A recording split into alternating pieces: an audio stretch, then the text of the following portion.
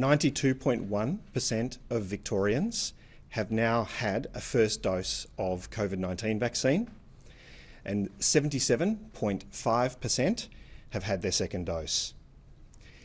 Yesterday, 21,272 vaccines were administered across our state system. 746 people are in hospital with COVID-19, which is stable. 137 of those people are in intensive care, with 85 of those being on ventilators.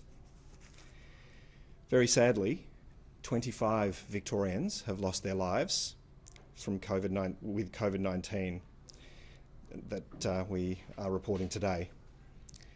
And they include a man in his 40s, a man and a woman in their 50s, 2 men in their 60s, 4 men and 2 women in their 70s, 6 men and 4 women in their 80s, and 4 women in their 90s.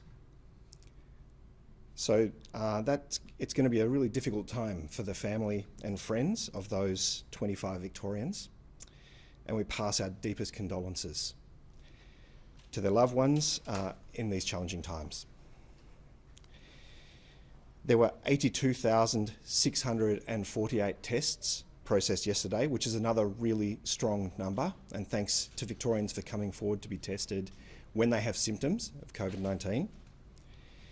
And there were 1,923 cases recorded of coronavirus, all locally acquired, bringing us to a total of 22,189 active cases in Victoria. So to talk a little bit about some of the top-line trends, again, we have a slightly higher number, it being a Thursday, which has been the consistent trend for over a month now. But for the first time in 3 weeks, our Thursday figure is just under 2,000, which is good to see. Casey, again, has the highest number of cases for any of our local government areas, with 193 new cases.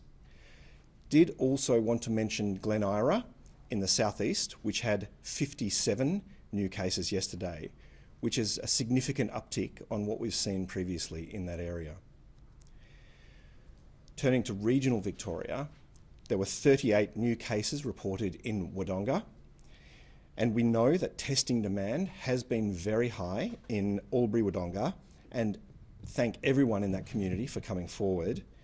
We are sending up more testing resources this weekend, more test kits and more teams to assist with demand. And we have been working closely with New South Wales Health, who are also providing support to the border area there, of course. Also regionally, 33 new cases in Latrobe and 31 new cases in Shepparton.